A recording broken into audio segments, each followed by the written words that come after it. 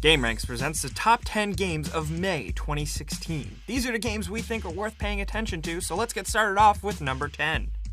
Shadow of the Beast is actually a reimagining of the 1989 classic Amiga game. It's classic, but if you haven't played it, don't worry, not a lot of people have. You play as this creature Arbron, and you kill your way through two-dimensional levels in a brutal, M-rated side-scroller style beat-em-up game. It looks very interesting visually, and I think it's worth noting that it does run at 60 frames per second on PS4. That being said, it is only on PS4 right now, so I like to say, like, while Xbox One has Ori and the Blind Forest, PS4 has the Shadow of the Beast game.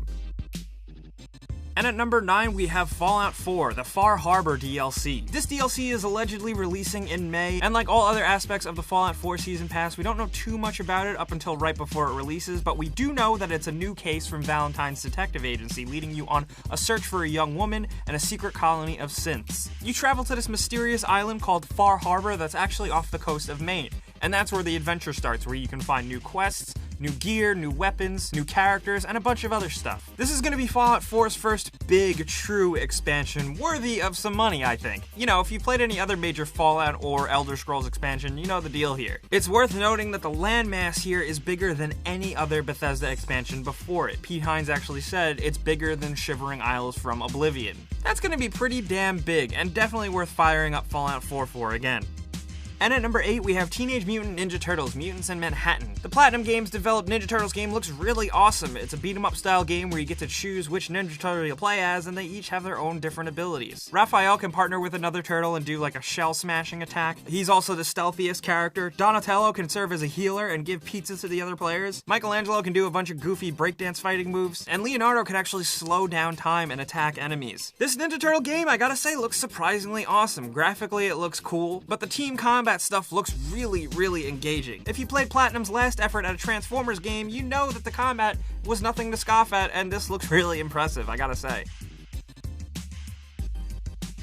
And at number 7, we have Homefront: The Revolution. While not especially highly reviewed, the original Homefront did receive a small cult following of fans, and Homefront: The Revolution came back to some fanfare, but really kind of faced a tumultuous development cycle, changing hands multiple times, between going dark and changing publishers multiple times. However, what we have here looks like a pretty ambitious game. It's open world, occupied Philadelphia, and you're a guerrilla, and it's your chance to take the city back. There's weapon customization, there's base building, there's team tactics, there's stealth, there's remote control cars with surveillance cameras on them, and there's even vehicles. We haven't seen a ton of this game, but it is really ambitious and we're hoping it turns out good.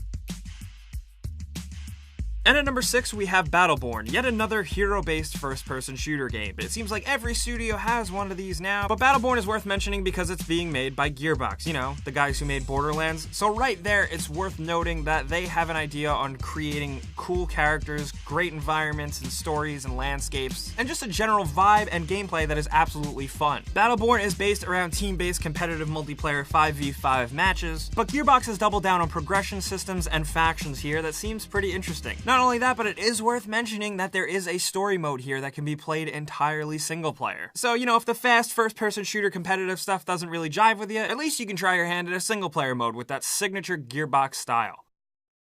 And at number 5, we have Total War Warhammer. The Warhammer series returns to its original style roots in this big old fantasy strategy game that many fans are foaming at the mouth for. Warhammer combines turn-based and real-time battles with the whole, you know, managing your units and fighting out battles, but also just amassing an empire. There's 4 different races here: the Empire, the Dwarves, the Vampire Counts, and the Greenskins. And like many of these types of games, they have their own unique characters, stories, lore, abilities, unit attacks, and playstyles. What's really impressive here is that you can summon dragons to swoop in, giants to come in and start knocking the shit out of everybody, and really just create your own epic, massive battles. This looks like fantasy strategy gaming's wet dream, and that's why we're excited for it.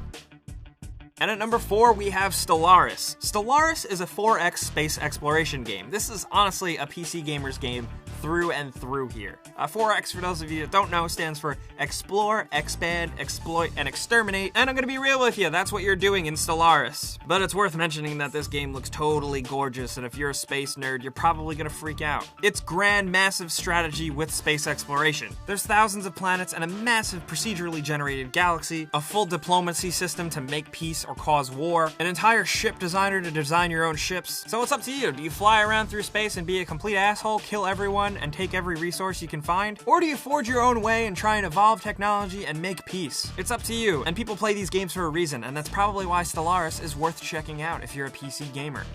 And at number 3, we have Overwatch. It's funny how earlier I was talking about Battleborn and how it's a hero-based first-person shooter style game. Well, here's Blizzard's take. And we all have faith in Blizzard because they do some pretty awesome shit, and Overwatch has been pretty promising. Alphas and betas have been pretty great, and players are actively looking forward to playing the final game. There's a lot of great and completely different characters to play as here, and we are really looking forward to getting our hands on it. The best part is that it's not only just playable on PC, you can also play it on PlayStation 4 or Xbox One. So everyone can get in on this action. That's pretty cool. There's robots, there's aliens, there's assassins, there's humans, there's basically a character for everyone to play as here, and Overwatch definitely might be one of the biggest games of May. And speaking of shooting things, at number 2 we have Doom. Doom has been eagerly anticipated for a very, very long time, and we are dying to cut our teeth into it. We've gotten a decent amount of look at the single player and the multiplayer, and overall, it looks pretty awesome. The multiplayer is going to divide some people. Everyone has kind of a different opinion on the multiplayer, as old school fans kind of think it's just kind of like Halo, and new school fans find some things new and exciting here. I think everyone's just gonna have to decide for themselves, but it does seem like Bethesda is doubling down on the multiplayer here. However, and what I think is the most important thing, the single player component looks absolutely batshit crazy and awesome. Have you seen the amount of finishing kills here? There are areas in the game that are very arena-based. You're running around, you're shooting scary demons, you're punching them in the face, you're ripping their arms off, and I am all about it. Doom lands smack dab in the middle of the month, and I cannot wait to get my hands on it. And at number 1, speaking of something I can't wait to get my hands on, let's talk about Uncharted 4. Easily our most anticipated game for May of 2016, and maybe even the entire year. The apparent last adventure of Nathan Drake looks like it's gonna be a doozy. Not only do we have Nolan North reprising his role as Nathan Drake, we also have Troy Baker voicing his brother this time around. If that's not a match made in voice actor heaven, I don't know what is. But there's everything here. There's exploration, there's new driving sequences, there's swinging on ropes, and shooting and punching dudes in the face, and seemingly anything you want in an Uncharted game is here, and I cannot wait to play it. However, it is worth noting that we do have some bonus games that we have to mention, including the Dead Island Definitive Collection that I don't know who asked for.